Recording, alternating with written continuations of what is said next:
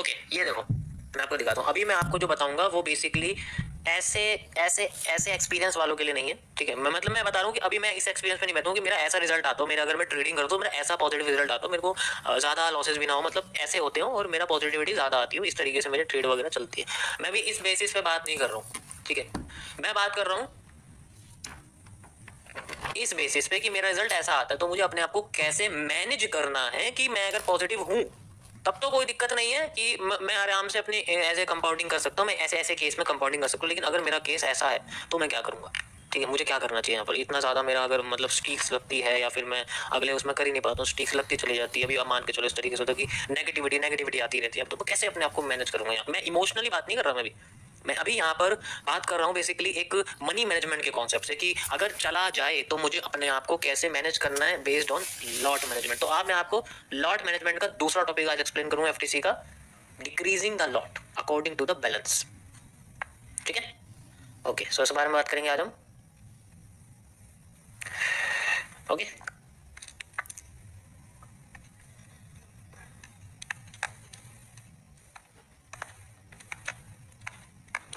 Lot रिकैलकुलेटिंग, ठीक है। हम इसको कैसे कैलकुलेट करेंगे, हमें डिक्रीजिंग, भाई ये ऐसी दुनिया जिसमें ग्राफ ऐसे ऐसे चलता है, ये जॉब नहीं है जिसमें ग्राफ नवंबर सैलरी आ गई, सितंबर सैलरी आ गई, ठीक है, नवंबर दिसंबर जनवरी आ गई, ठीक है। अब ये ग्राफ ऐसे, भाई अगर तुम सेव करो तो तुम्हारा जॉब का ग्राफ ऐसा होगा, अगर तुम सेव नहीं कर रहे तुम्हारा जॉब का ग्राफ स्ट्रेट होगा, जितना हर महीने उतने तो मिलेंगे तो स्ट्रेट जाएगा। लेकिन ये बिजनेस है, यहाँ ऐसा भी होता है, ऐसा भी होता है, ऐसा भी होता है, ऐसे ऐसे भी होता है, तब जाके ऐसे ऐसे होता है, ऐसे ऐसे होता है। बिजनेस में यही तो है, वो स्ट्रेट नहीं होता। तो हमें अपने को कैसे मैनेज करना पड़ता है मैं उस बारे में बताऊं कि how I manage if I have a graph like this. इसे ग्राफ में मैं कैसे यहाँ पर अपने आप को यूज करूंगा, ठीक है। सो जैसे मान लो कल की तरह मेरे पास अभी 1,00,000 रुपए हैं, आई हैव ओनली 1,00,000 रुपीज, और यहाँ पर मुझे फटका लगता है 5 ट्रेड्स का, यानी कि 5 ट्रेड्स का मुझे फटका लगता है। और मेरी 5 ट्रेड जिनमें मैं हर ट्रेड में एज यूजुअल एफटीसी के कॉन्सेप्ट से 2% का रिस्क ले रहा था, इसके हिसाब से मेरा 10% का ड्रॉ डाउन अकाउंट कर चुका है और मैं बुरी तरीके से अंदर से रो रहा हूँ। और यहाँ पर अभी मेरे पास 10,000 रुपए मेरे जा चुके हैं। अब मेरे दिमाग में क्या आएगा, 2 सवाल आएंगे।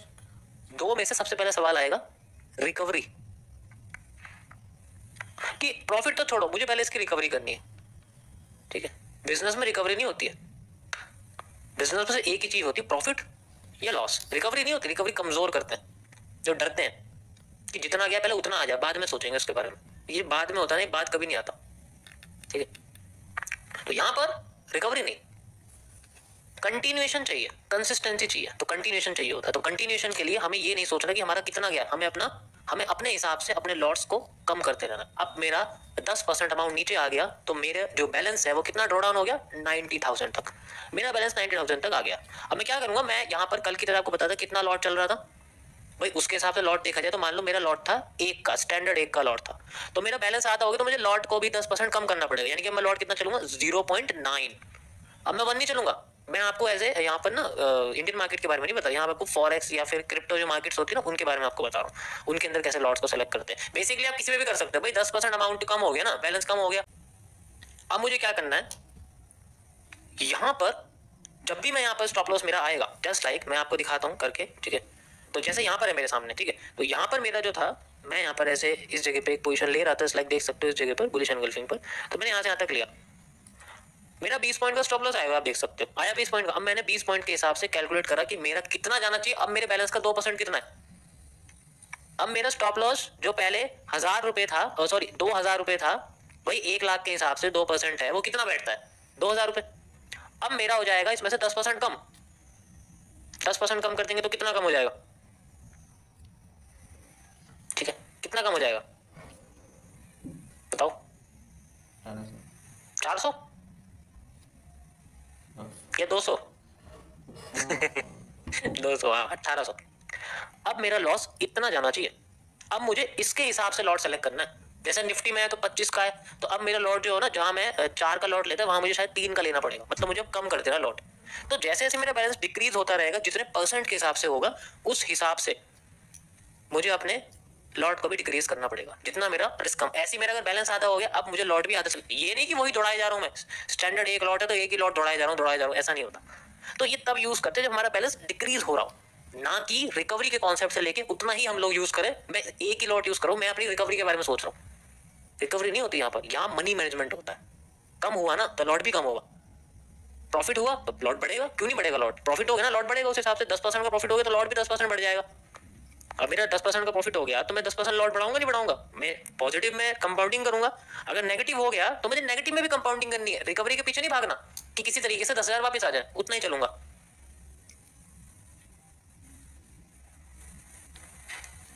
क्योंकि अगर ऐसा करा ना, अगर लॉस हो गया तो इस बार 2% नहीं जाएंगे, इस बार 2.4% जाएंगे, क्योंकि 10% एक्स्ट्रा हो गया। 2.4% हो जाएगा सीधे सीधे के सीधे। अगर 10% अगर मैंने अपना लॉट नहीं डिक्रीज करा तो अगली बार मेरा 2% नहीं जाएगा भाई, अगली बार मेरा 2.4% चला जाएगा। और अब भी नहीं करा तो 2.8 चला जाएगा, और भी कम और भी कम और ज्यादा बढ़ता रहेगा। अगर लॉट को कम नहीं करा तो मैंने। समझ आ रहा है मैं क्या कह रहा हूं? ये बहुत इंपॉर्टेंट है।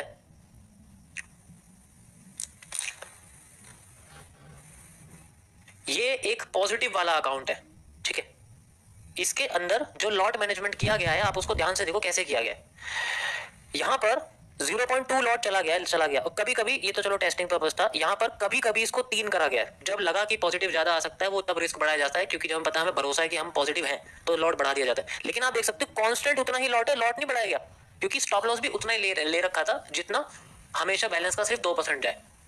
अब मैं क्या कर रहा हूँ, बैलेंस डबल करती लॉट डबल कर रहा हूँ। मैं हर 10% की ग्रोथ पे नहीं कर रहा। अलग अलग तरीका होता है अपना, कि हर कोई बंदा ऐसा नहीं करता कि वो 10% इंक्रीज होती लॉट डबल कर देता है। कोई कोई बैलेंस डबल, जैसे मैं यहाँ पर अगर मेरा बैलेंस डबल हो गया तो मैं अपना लॉट डबल कर देता हूँ, और डबल हो गया तो और डबल कर देता हूँ। इस तरीके से होता है। अब यहाँ पर मैंने यहाँ क्या कर रखा है, अपने बैलेंस के हिसाब से लॉट को फिलहाल के लिए आधा कर रखा है, ताकि ज्यादा पॉइंट्स निकाल सकूं। उससे क्या होगा कि मैं होल्ड लंबा कर सकता हूँ, ठीक है। मैं होल्ड लंबा कर सकता हूँ, लंबा होल्ड कर सकता हूँ मैं इसमें।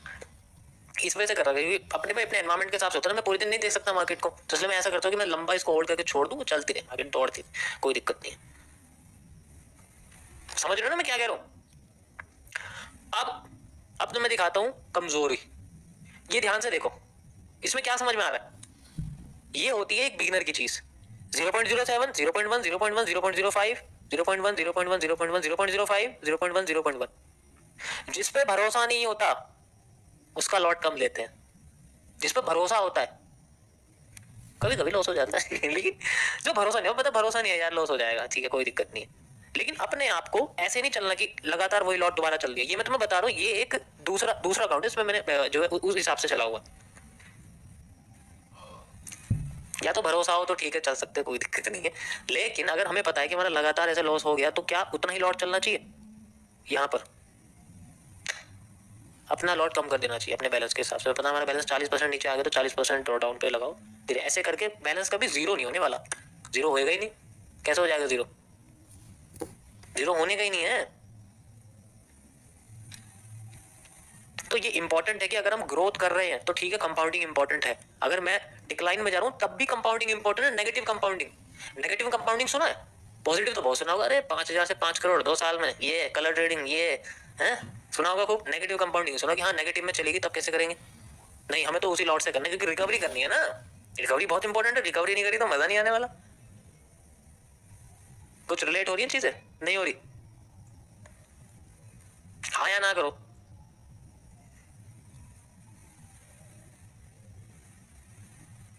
तो अगर नेगेटिव हो रहा है तो भाई तुम क्यों सेम अमाउंट से करूं मैं? मुझे नेगेटिव करना पड़ेगा ना, अपने लॉट को भी कम करना पड़ेगा। अगर मैं यहाँ पर 25 का निफ्टी का लॉट 4 यूज कर रहा हूँ तो भाई मेरा बैलेंस अगर 50% ड्रॉ डाउन चला गया तो मैं 4 ही करूंगा। मुझे 2 लॉट यूज करने अगली बार, बस मुझे कम कम कम कम कम कम करते जाना है। Got it? ये छोटा सा पॉइंट है बस। तो ये नेगेटिव कंपाउंडिंग पॉजिटिव कंपाउंडिंग से ज्यादा इंपॉर्टेंट है एक बिगिनर को। मैं एक बिगिनर हूं, कंसीडर कर रहा हूं, तो मुझे सबसे पहले नेगेटिव कंपाउंडिंग के बारे में सोचना पड़ेगा, क्योंकि मैं इतना पॉजिटिव भी नहीं हो सकता बिना नॉलेज के कि मैं अकाउंट ग्रो ही कर दूंगा अपना।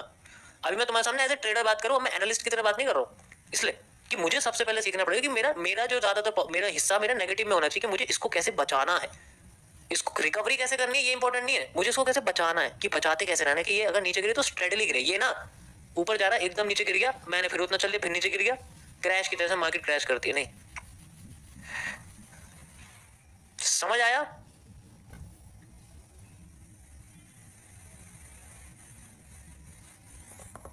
तो ये था गाइस आज का टॉपिक, छोटा सा टॉपिक है लेकिन बहुत ज्यादा इफेक्टिव, क्योंकि जो मैं तुम्हें बता रहा हूँ वो मेरा अपना बनाया हुआ है, तुम्हें मिलने वाला नहीं है, ना इसका कोई कोर्स आएगा, इसलिए मैं कह रहा हूँ इसको लाइव में समझ लो, बाद में रिपीट कर लेना, ठीक है। FTC का मतलब है, बहुत बार इस वर्ड का यूज जिक्र भी कर चुका हूँ, आपने कुछ थंबनेल्स में भी देखा होगा, यहाँ पर मैंने बताया हुआ है। जब भी मैंने किसी ट्रेडिंग से रिलेटेड कॉन्सेप्ट यूट्यूब की वीडियो पे डाला है, मैंने उसमें हमेशा FTC को यहाँ लिखा है, क्योंकि उसमें मैंने FTC के कॉन्सेप्ट्स को यूज किया हुआ है। अगर आप प्लेलिस्ट में जाओगे, SMC वाली प्लेलिस्ट में जाओगे, तो वहाँ पर आपको एक वीडियो के ऊपर दिखेगा, यहाँ पर आप अगर जाओगे इस जगह पर, तो आपको यहाँ दिखेगा, जैसे मैं आपको दिखा देता हूँ, ठीक है। यहाँ पर अगर आप जाओगे वीडियोस के सेक्शन में, तो यहाँ पर आपको दिखेगा, ये वीडियोस के ऊपर आपको FTC SMC दिख रहा होगा यहाँ पर थर्ड वीडियो के ऊपर, यहाँ पर। तो ये जो FTC है, यहाँ पर मैंने बता दूंगा तो लोग रिलेट कर सकते हैं, उन्हें लगेगा ये तो मुझे पता है, मुझे अच्छी तरीके से समझ में आ रही है, ठीक है। ओके, सो ये FTC का मतलब होता है कि हम ना इसमें क्या करते हैं, ये ट्रेडिंग का कॉन्सेप्ट है और इसके अंदर हम लोग मैनेज रिस्क रिवॉर्डिंग करते हैं। मतलब जैसे हम लोग मैनेज्ड रिस्किंग, इसको बोलते हैं मैनेज रिस्किंग, मतलब हमें पता होना चाहिए कि हमारे पास मूव क्या है। ये तो सीख चुके हैं, ये एडवांस्ड है, ये MMC के फेज 10 के आगे का कॉन्सेप्ट है, फेज 10 तक, फेज 9 तक, ठीक है, जिसको फेज 9 बहुत ही अच्छी तरीके से आ चुका है। सप्लाई डिमांड उसके 60 से 70% एक्यूरेट जाते हैं। देखो अगर आपके एक्यूरेट जा भी रहे तब भी आप पोजीशन नहीं लगा पाओगे, एक बात ध्यान रखना। अगर आपने बोला कि यहाँ से मार्केट यहाँ आती है, यहाँ से रिवर्स कर सकती है, आप कभी पोजीशन लगा ही नहीं पाओगे, बहुत कम, बहुत पॉसिबिलिटी बहुत कम है, ना के बराबर है। हमेशा डर लगे कि कुछ ना कुछ तो होगा कि रिवर्स करके नीचे आ जाएगी, ठीक है। तो वो थोड़ा सा आपको अभी उसमें इमोशन हटाने की जरूरत है, अभी इमोशन हटाने की जरूरत है। तो धीरे धीरे अगर आप कर लोगे तो then you have a clear view, ठीक है। तो अभी इसमें आपको ये मत सोचो कि कॉन्सेप्ट में दिक्कत है, नहीं, यहाँ पर सारा खेल माइंड सेट का है। फेज 2 के अंदर मैंने इमोशनल कंट्रोल के बारे में बताया था। अगर आपको यहाँ पर कोई भी दिक्कत आती है अभी भी, तो आप जाके इमोशनल कंट्रोल को इजीली देख सकते हैं, वहां पे मैंने इसके बारे में बताया हुआ है। क्योंकि देखो अगर मैं बोलता हूँ, अगर आपको पता भी लग जाएगा ना, फिर भी पोजीशन लगाने में दिक्कत हो जाएगी। तो ये जो फेज 2 है, जो मैंने फेज 2 आपको बताया था, ये बेसिकली इसके अंदर सारी वही चीज है इमोशनल कंट्रोल की। आप जाके देखोगे ना, स्टार्टिंग स्ट्रीम में मैंने बताया हुआ है, नहीं तो आप वहां देख लेना टेलीग्राम चैट पे, मैंने यहाँ पर लाइव चैट में लगाए हुए, वहां पर ये लाइव स्ट्रीम आपको दिख जाएगी, 2-3 दिन तक चलिए, हाउ वी कैन कंट्रोल। क्योंकि अगर तक ये हाथ में नहीं आया ना, तो फिर बाद में कितना एक्यूरेसी क्यों ना हो, कंट्रोल नहीं बैठ पाएगा अपने पर। कंट्रोल होना बहुत जरूरी है, ठीक है, कंट्रोल होना बहुत जरूरी है। तो यहाँ पर हमारे पास एरिया भी आ गया, कोई दिक्कत नहीं है। सो अब यहाँ पर जो मैनेज रिस्किंग है, ये कैसे काम करता है, ये बेसिकली TMS के अंदर आता है और RMS के अंदर आता है। यहाँ मैं सबसे पहले आपको इनको ब्रॉडर वर्जन में समझाऊंगा, लेकिन उसके लिए मुझे आपको रिपीट करना पड़ेगा पुराना, उसके बाद ही आप नया सीख पाओगे। तो पहले समझिए TMS RMS ट्रेडिंग के अंदर कैसे काम करते हैं, मैं कैसे यूज करता हूँ इनको एज ए टेस्टिंग पर्पस के लिए भी। आप देख सकते हो, आपने अकाउंट दिखा होगा, मैं टेस्टिंग पर्पस के लिए यूज करता हूँ। तो इसके अंदर मैं कैसे मैनेजमेंट करता हूँ, क्योंकि देखो ऐसा होता है कि मैं थोड़ा रिस्क ज्यादा लेता हूँ, क्योंकि मुझे पता है कि लॉसेस कम होते हैं, तो मैं लॉस रिस्क वगैरह 10% का ले लेता हूँ। लेकिन अगर जिसकी एक्यूरेसी नहीं है तो उसको रिस्क हमेशा कम ही लेना पड़ता है, ठीक है। तो वो उसमें कोई दिक्कत, तो इसमें आप देखोगे ना, तो इसमें रिस्क ज्यादा है ओरिजिनली। अगर आप देखो तो ये स्कैल्पिंग पर्पस के लिए है, कुछ जगह किसी जगह आप देखोगे ज्यादा है, कम है, क्योंकि वैल्यू के हिसाब से इसके अंदर जो प्रॉफिट्स हैं वो थोड़े ज्यादा होने चाहिए, लेकिन नहीं है वो इतने, क्योंकि इसमें जो मैनेजमेंट है कि कितना निकालना है, कितना बनाना है, वो इंपॉर्टेंट होता है। तो अभी मैं आपको इसके बारे में बताऊँ कि इसमें आपको मैं एक चीज बताता हूँ कि इसमें जो रिस्क रिवॉर्ड है ना, कुछ चीजों में जो रिस्क रिवॉर्ड है वो 1:0.7 का है। रिस्क से कम तो रिवॉर्ड है, लेकिन उसके बाद भी अकाउंट 1 लाख से 4,000 पे पहुंच गया, just because of accuracy, mindset, emotional control, ठीक है। तो ये सब चीजें डिपेंड करते हैं, इसी को यहाँ पर सीखना पड़ेगा कि रिवॉर्ड रिस्क रिवॉर्ड मैटर इतना नहीं करेगा जब एक्यूरेसी हाई लेवल पे होगी, ठीक है। एक्यूरेसी हाई लेवल पे होगी ना, उससे कोई फर्क नहीं पड़ने वाला। तो यहाँ मैं आपको सबसे पहले पुराने कुछ चीजें बताने वाला हूँ, जिससे आपको पता लगेगा कि हाउ कैन बी यूज। तो आपको इससे पहले सीखना पड़ेगा कि TMS RMS क्या होता है, उसके हिसाब से हमें सारी चीजें समझनी पड़ेंगी। TMS मतलब होता है आपका ट्रेड मैनेजमेंट सिस्टम, ठीक है। इसके बारे में पहले बता चुका हूँ, ये समझना बहुत इंपॉर्टेंट है अगर आप ऐसे ट्रेडिंग को इसे समझ रहे हो। और RMS होता है आपका रिस्क मैनेजमेंट, दोनों सेम ही है, पर कोई नहीं, इसलिए मैंने स्लैश लगाया हुआ है, क्योंकि दोनों ट्रेडिंग में यूज किए जाते हैं। तो कैसे यूज करते हैं, देखो होता क्या है, सबको पैसा कमाना है, ये सब जानते हैं, ठीक है, सबको पैसा कमाना, लेकिन अब कमाते कमाते अगर वो एकदम डूब जाए तो उसका कंट्रोल भी तो होना चाहिए ना, कंट्रोल भी होना चाहिए। अब यहाँ पर सबसे इंपॉर्टेंट चीज आती है कि जो हमारा बैलेंस है, पहले तो अपने आप को ऐसे कंट्रोल में रखना है कि जो हमारा बैलेंस है, जब हम उसको डिपॉजिट कर देते हैं किसके अंदर, किसी ब्रोकर के अंदर, तो हमें सबसे पहले अपने आप को ये सेटिस्फाई करना पड़ेगा, अब वो हमारा बैलेंस नहीं है, अब वो पैसा हमारा नहीं है, ठीक है, अब वो पैसा हमारा नहीं, अब वो पैसा जा चुका है, ठीक है, अब वो पैसा हमारा नहीं है, ये चीज आपको माननी पड़ेगी। इसीलिए trade but you can afford to lose, that you can afford to lose, how much you can afford to lose. इसलिए वो चीज आपको लाइन है ये कि आपको उतना ही यूज करना पड़ेगा जितना हम यूज कर, जैसे कि मैं आप यूज करूँ तो मैं उतना ही करूँगा जितना मैं अफोर्ड कर सकता था उस टाइम पे, पहले मैं उतना ही कर सकता था। मुझे घर से 4,000 रुपए मिलते थे, तो मैं उसमें से सिर्फ 1,500 रुपए लगाता था ना, क्योंकि मैं इतना ही अफोर्ड कर सकता हूँ, मैं पूरा नहीं खा सकता, क्योंकि बाद में हिसाब कैसे दूंगा कि मैंने जिम के नाम पे पैसे लिए, खर्चा दिखाना पड़ेगा ना भाई, मेरे ऊपर जो इनकम टैक्स बैठा हुआ है मेरा भाई, वो पूछेगा कि रिपोर्ट दिखा भाई पैसे का। तो ये अफोर्ड वाला सिस्टम है कि इतना पूरा ही पूरा लगा दिया, फिर वरना मैसेज आएंगे, तुम पता मैसेज कैसे आते हैं मेरे पास, रिकवरी वाले रोते रोते मैसेज आते हैं। तो अफोर्ड वाला सिस्टम होना चाहिए, अफोर्ड टू लूज। अब यहाँ पर एग्जांपल के लिए यहाँ पर मैं आपको बैलेंसिंग अभी बता रहा हूँ, यहाँ पर मैं आपको सिर्फ मनी मैनेजमेंट के कॉन्सेप्ट बता रहा हूँ, मनी मैनेजमेंट कॉन्सेप्ट। MMS, ठीक है। मेरे पास 10,000 रुपए हैं एग्जाम्पल के लिए, और मैं चाहता हूं कि मुझे 10,000 रुपए को स्टेडली ग्रो करना है, ठीक है। स्टेडली ग्रो करना है, तो स्टेडली ग्रो करने का मतलब है कि आई डू नॉट यूज, मैं ज्यादा रिस्क नहीं लेने वाला, क्योंकि मेरे को एक्यूरेसी पर डाउट है। तो पहली बात तो मैं ट्रेड करूंगा ही नहीं रियल अमाउंट पर, अगर मेरे अपने ऊपर डाउट है, कॉन्फिडेंस ही नहीं, तो रियल अमाउंट पे चलाने का कोई मतलब नहीं, गाड़ी तो ठुकेगी, ठीक है। मनी मैनेजमेंट सिस्टम है ये MMS, ठीक है। अब जो 10,000 जो रुपए मुझे पता है मेरे ऊपर डाउट है कि मैं एक बार को नहीं कर सकता, तो इसको यूज ही नहीं करने वाला मैं। अब मैं सैंपल मनी लेके आऊंगा अपने पास, ये मेरी आ गई अब sample money. This is the sample money, हम लोग डेमो कैपिटल फंडिंग बोलते हैं, DSF, डेमो कैपिटल फंडिंग। सारे प्रॉब्लम इसी के ऊपर बेस्ड है। अभी 10,000 रुपए से मुझे बस याद रखना है कि मुझे कभी भी 1% से ज्यादा लॉस नहीं लेना, क्योंकि मैं अपनी एक्यूरेसी पे डाउट करता हूं, तो मैं शायद 100 बार हार सकता हूं, लगातार स्ट्रीक्स लग सकती है। Everything is possible in this field, हर चीज की पॉसिबिलिटी है। 100 बार हारूंगा, मेरा बैलेंस सारा चला जाएगा। अब मुझे 1% का रिस्क लेना है, आई नो। अब मैं रिस्क के हिसाब से मेरे पास जो रुपए हैं वो बचेंगे 100। अब मुझे हर ट्रेड में 100 रुपए लेने। अब मुझे इस हिसाब से ट्रेड करनी है कि मेरे सिर्फ एक ट्रेड में 100 रुपए का लॉस हो बस, और मेरा प्रॉफिट शुरुआत में ज्यादा हो, क्योंकि मुझे पता मेरी एक्यूरेसी नहीं है। तो जब मेरी एक्यूरेसी नहीं है तो मुझे प्रॉफिट ज्यादा करना पड़ेगा, और अपने आप को होल्ड की वजह से अपने अंदर जो है ना पेशेंस इंक्रीज करना पड़ेगा। स्टार्टिंग में ये होता है, स्टार्टिंग के फेज में रिवॉर्ड ज्यादा लिया जाता है, यू हैव टू सी, ज्यादा लिया जाता है। जैसे जैसे एक्यूरेसी बढ़ती जाती है ना, रिवॉर्ड को कम कर दिया जाता है, और कम कर दिया जाता है, और कम कर दिया जाता है, क्योंकि एक्यूरेसी बढ़ चुकी है। होल्डिंग नहीं करते इतनी, एक्यूरेसी बढ़ चुकी है, तो रिस्क को भी रिवॉर्ड के साथ कम कर दिया जाता है। इससे क्या बेनिफिट होता है? इससे ये बेनिफिट होता है कि हमें उतना ही अमाउंट, 100 रुपए लगा के हमें 1,000 रुपए मिलने वाले थे, या फिर मान के चलो 100 रुपए लगा के मुझे 100 रुपए ही मिलने वाले थे, तो मैं इतना कम क्यों कमाऊंगा? मुझे पता है मैं 1,000 रुपए कमा सकता हूँ 1,000 रुपए लगा के, और मेरी इसकी एक्यूरेसी बहुत बढ़ चुकी है, मैं आसानी से नहीं डूबने वाला। तो जब एक्यूरेसी बढ़ जाती है तो रिवॉर्ड कम हो जाता है। जब एक्यूरेसी कम होती है तो रिवॉर्ड ज्यादा लिया जाता है, ताकि हम लोग, जैसे हमें पता है कि भाई मैं 10 में से 4 बार हारूंगा ही हारूंगा, इसका मतलब है कि मैं रिस्क रिवॉर्ड कम नहीं ले सकता, RR का रेशियो कम नहीं ले सकता, मुझे ज्यादा लेना पड़ेगा। मुझे 1:4, 5, 7, 8, 9 लेना पड़ेगा। अगर हमें स्टार्टिंग स्ट्रीम में देखो, मैंने ये चीज स्पेशली बोली कि रिवॉर्ड ज्यादा इसीलिए लेता 1:17, 1:24 ऐसे रिवॉर्ड, ताकि अगर मेरे 10 ट्रेड भी लॉस में चले तो मैं 14-15 रिवॉर्ड में प्रॉफिट में रहूं मैं।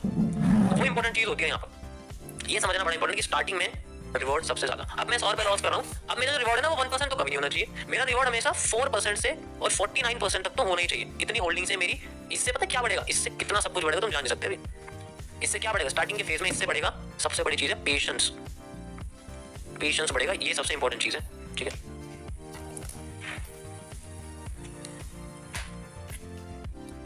उसके बाद बढ़ेगा आपका कॉन्फिडेंस। कॉन्फिडेंस, पेशेंस बढ़ेगा आपको अपनी करंट ट्रेड को एग्जिट, मतलब अब मान लो मेरे अंदर पेशेंस बढ़ रहा है तो मैं क्या करूंगा, मैं अपनी करंट ट्रेड को और लंबा होल्ड कर सकता हूं और वो जा सकती थी। कॉन्फिडेंस से क्या होगा, कॉन्फिडेंस से मैं ये सारी चीजें रियल अकाउंट पे कर पाऊंगा, क्योंकि कॉन्फिडेंस बिल्ड नहीं हुआ तो मैं कितना ही कर लूं डेमो पे, सामने से मैं कुछ नहीं कर सकता। और सबसे लास्ट चीज होती है कंसिस्टेंसी, कि मैं ये चीजें लगातार अगर करूंगा तो इफेक्ट पड़ेगा मेरे ऊपर, आदत बनाएगी। ये दोनों चीजें, समझ आया?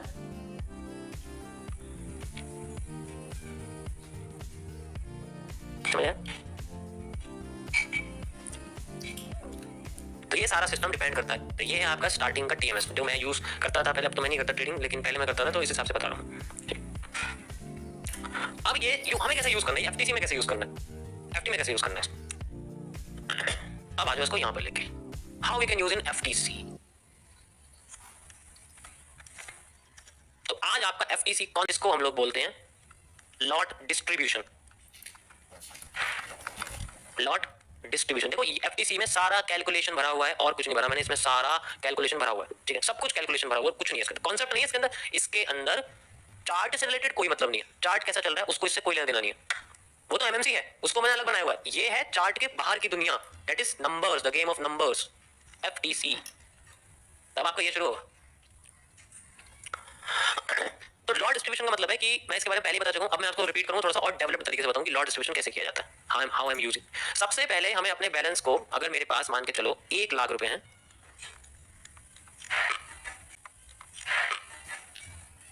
ये उनके लिए है जिनको 1 साल हो गया है सीखते सीखते MMC करते करते प्रैक्टिस करते ये उनके लिए है, वो यूज कर सकते हैं सब चीजें। तो 1 लाख रुपए मेरे पास है अभी, और मैं 1 लाख रुपए क्या करें, मैं तुम्हें अपना पॉइंट ऑफ व्यू बता रहा हूँ, जरूरी नहीं तुम्हें कुछ भी चीज कॉपी नहीं करनी है, this is just my point of view. जैसे मेरा एनालिसिस होता है ऐसे मेरे पॉइंट ऑफ व्यू, मेरे पॉइंट ऑफ व्यू कोई भी कॉपी नहीं करेगा, इनकी वजह से कोई भी बाय सेल नहीं करेगा, you have to use just them as a reference. अब ये 1 लाख रुपए मुझे पता है FTC के कॉन्सेप्ट से हमेशा 2% का रिस्क मैं लेता हूं,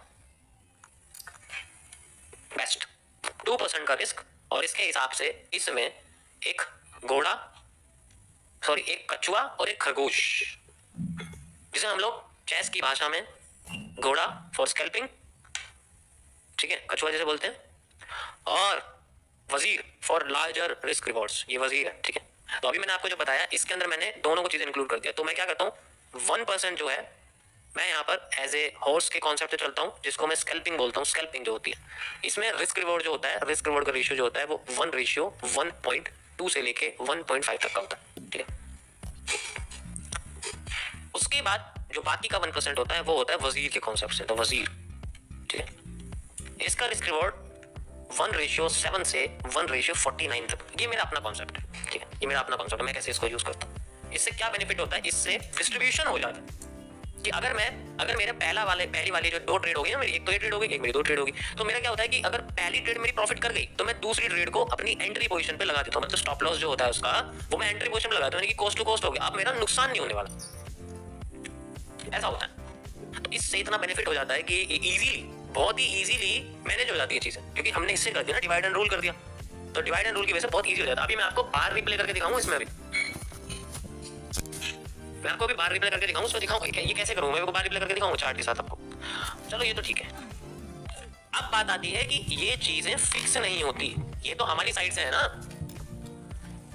पहली बात तो हॉर्स, चलो एक बार को मैं हॉर्स को फिक्स तो कर सकता हूँ, घोड़े को फिक्स कर, लेकिन वजीर फिक्स नहीं होता, क्योंकि इतना बड़ा रिवॉर्ड आसानी से मिलता नहीं, मान लो वहां तक नहीं कि क्या। तो वजीर के लिए हम लोग यूज करते हैं एमएमसी के सप्लाई डिमांड के कॉन्सेप्ट को, क्योंकि हमें नहीं पता कि वो 1:7 जाएगी और 1:70 जाएगी, 1:90 जाएगी, 1:9 जाएगी, ये हम भी नहीं जानते, कोई भी नहीं जानते चीज।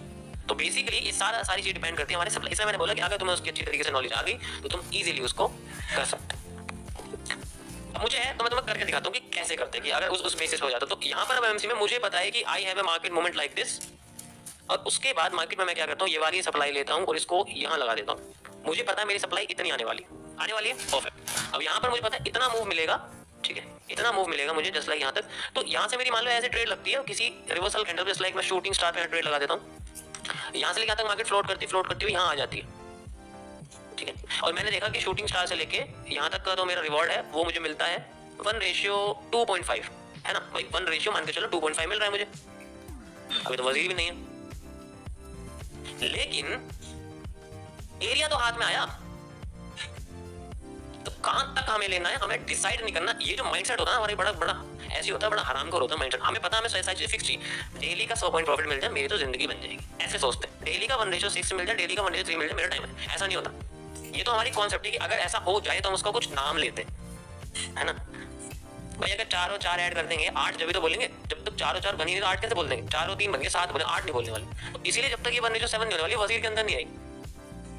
इसी तरीके से यहाँ पर जितनी हमें पोजीशन मिलती है हमारे एमएमसी के कॉन्सेप्ट से, उतना ही मुझे लेना पड़ता है, एक्स्ट्रा डिमांड में नहीं ले सकता। अब बात आती है यहाँ पर उस ट्रेड लगाने वाली कैंडल के ऊपर जो लॉट डिस्ट्रीब्यूशन है, उसके बारे में आपको बताना चाहता हूँ। अभी जो कैंडल है शूटिंग स्टार, अब मुझे इसमें कितने लॉट लेने हैं ये डिपेंड करेगा इसका साइज, क्योंकि एमएमसी में मैंने सिर्फ सिंगल कैंडलस्टिक स्टॉप लॉस को क्रिएट करा, सिंगल कैंडल एसएल है तो सिंगल कैंडल है, उसके अलावा नहीं है कुछ भी। अगर मैंने बोला ना शूटिंग स्टार, तो शूटिंग स्टार है। अब शूटिंग स्टार का जितना साइज है, जैसे मान के चलो मैं आपसे कहता हूँ कि हम लोग गोल्ड की मार्केट के अंदर है और हमारे सामने शूटिंग स्टार का जो साइज है वो 50 पॉइंट्स का आया है, मान लो 1 मिनट के टाइम फ्रेम पर 50 पॉइंट्स का स्टॉप लॉस आया। तो अब मेरा जो बैलेंस है वो 1 लाख, और मुझे इस बैलेंस में सिर्फ 2,000 रुपए रिस्क लेने, यानी कि 2%, आपको दिख रहा है 2%, यानी कि 2,000 रुपए मुझे रिस्क लेने। अब मैं कितना लॉट लूं कि 50 पॉइंट में मेरे 2,000 चले जाए, ऐसे मेरे को लॉट निकल के यहाँ देखने को मिलेगा। समझ आया? बिल्कुल इस तरीके से 50 को से डिवाइड कर दो, निकल के आ जाएगा। कितना आएगा? 40।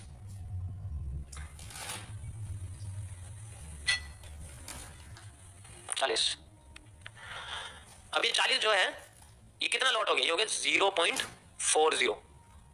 अब ये है रुपए में, इसे अगर हम डॉलर में करना चाहेंगे तो आप समझ सकते हो, आईएनआर से यूएसडी कर दो, आपको पता लग जाएगा लॉट कितना आ गया। आईएनआर से यूएसडी कर देंगे तो कितना आ जाएगा?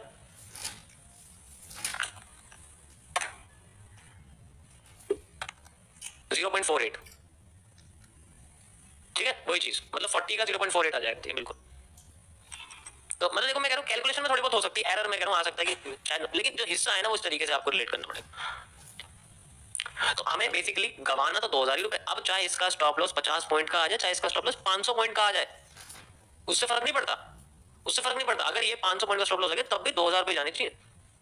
अब 500 पॉइंट का स्टॉप लॉस है, इसका मतलब लॉट कितना लगेगा, कम लगेगा, लॉट 0.4 लगेगा, 0.04 सॉरी, और ये 1 पॉइंट पीछे चला जाएगा ना, क्योंकि 1 पॉइंट आगे बढ़ेगा स्टॉप लॉस।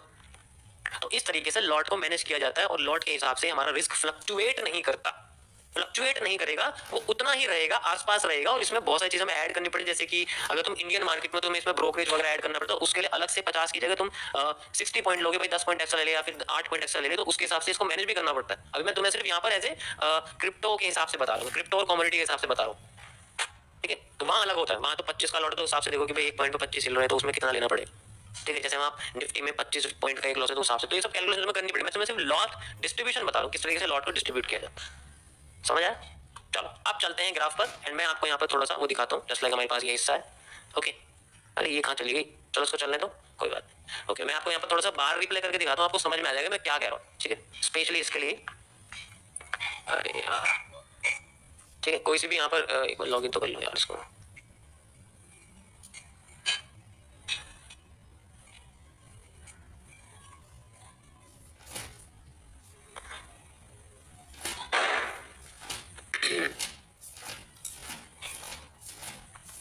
अरे यार हो जा, 1 मिनट रुको गाइस, हो गया बस।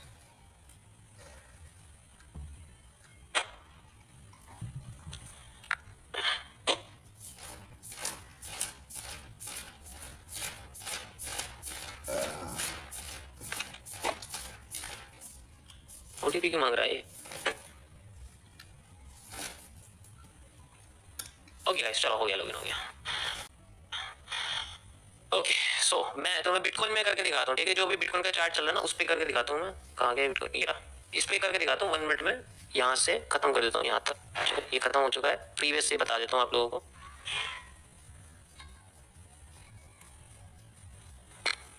ओके ये देखो, अब यहाँ पर मेरे सामने चार्ट बना हुआ है सिंपल, ठीक है। तो इसमें क्या है कि आपको दिख रहा होगा यहाँ पर कि हमें नहीं पता चार्ट क्या चले, तो चलो हम लोग एनालिसिस के बेसिस पे देख सकते हैं। लेकिन फिलहाल के लिए अगर आप यहाँ देखोगे तो चलो मैं तुम्हें चार्ट एक्सप्लेन करूँ या डायरेक्ट जो है वो करके दिखाऊँ, बताओ।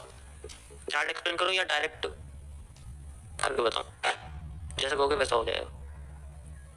डायरेक्ट कर दूंगा डायरेक्ट हो जाएगा, वैसे कर देंगे वैसे हो जाएगा। चलो कोई नहीं, वैसे कर देते हैं। तो वी हैव यहाँ पर सिंपल से कैंडल आई आप देख सकते हो, ठीक है। कर्व हो रही है मार्केट, पहला पॉजिटिव एंगल है, टीबीसी के हिसाब से एंट्री बहुत अच्छी है ये, ठीक है। चलो यहाँ अगर आप देखोगे तो मैं आपको दोबारा लगाता हूँ, रुक जाओ।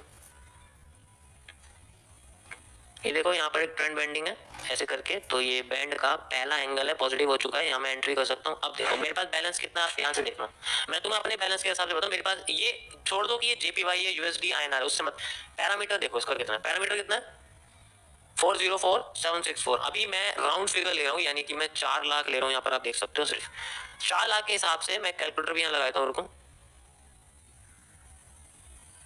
ये देखो ये आपका कैलकुलेटर लग गया यहाँ पर, परफेक्ट। सो 4 लाख के हिसाब से आपके सामने ये है, और यहाँ लगा दो इसको थोड़ा सा छोटा, परफेक्ट, ठीक है। तो अब मुझे पता है 4 लाख के हिसाब से 2% कितना हो गया मेरा, 4 लाख का 2% मल्टीप्लाई 2%, 8000। अब मुझे 8000 गंवाने हैं, ठीक है। मेरी यहाँ ट्रेड लगती है एग्जैक्ट इस पोजीशन पे, ठीक है, और मेरा स्टॉप लॉस है वो यहाँ तक लगता है, जस्ट लाइक दिस, लग गया। 87 पॉइंट का स्टॉप लॉस है। अब मुझे यहाँ पर जो लॉट लगाना, अभी मैंने ट्रेड लगाई नहीं, बस मैंने यहाँ पर ऐसे ड्राइंग टूल लगाया। मुझे अगर ट्रेड लगानी है तो मुझे पहले उतना लेना पड़ेगा, 87 पॉइंट का मेरा स्टॉप लॉस है। तो अब मुझे कितना यहाँ पर लॉट लेना है अब बात करेंगे। तो 87 का मुझे लॉट लेने के लिए कितना करना पड़ेगा, मेरे जीपीवाई में वैल्यू आएगी, और सोचो 8000 है, इसको इससे डिवाइड करते हैं, पहले पता लग जाएगा, ठीक है।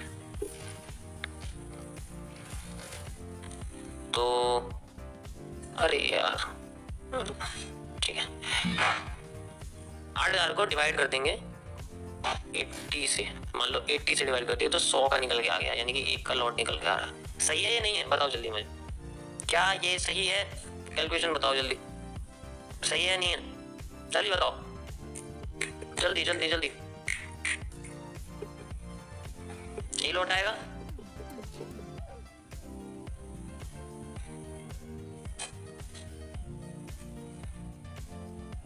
सही है पक्का, ठीक है। तो मैंने यहाँ पर एज ए एक्सपेक्टेड मैंने यहाँ पर लॉट ले लिया है 100, यानी कि 1 का, एक का लॉट है, स्टैंडर्ड एक लॉट है, ठीक है, 100 का लॉट नहीं है ये, एक लॉट है ये, ठीक है, क्योंकि 1 के आगे 0.00 लिखा जाता है इस वजह से। तो मेरे यहाँ 100 का लॉट लग गया, 1 का मतलब 1 का लॉट लग गया। मैं यहाँ पर सबसे पहले अपना 1:1.2 निकालने की कोशिश करूंगा, लाइक दिस, ठीक है, 1:1.2 एंड कंटिन्यू। अब मैं यहाँ थोड़ी सप्लाई डिमांड यूज कर लेता हूँ कि मुझे कितनी डिमांड मिलने वाली है, थोड़ा सा स्ट्रक्चर बड़ा करते हैं। ओके, सो यहाँ अगर आप देखोगे तो ये बेंडिंग हुई है और यहाँ से लेके यहाँ तक की जो डिमांड है मुझे देखने को मिल रही है and I will use like this. यहाँ से वैसे यहाँ से लेनी पड़ेगी क्योंकि बॉटम ये है ना, यहाँ से लेते हैं एंड वी हैव ए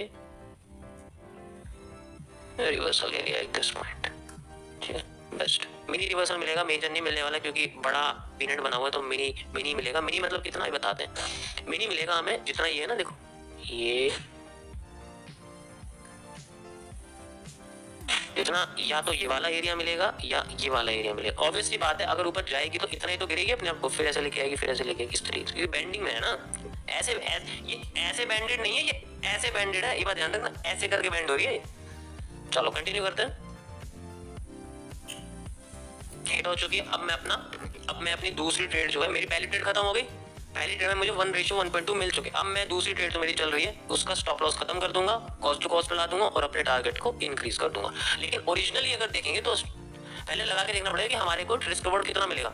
1:4.83। चलो मैं पूरा 5 ले लेता हूँ, तो मैंने पूरा 5 ले लिया और इसको मैं कर दूंगा 0। और अब यहाँ से कंटिन्यू करते हैं इसको। Now we have a move, perfect.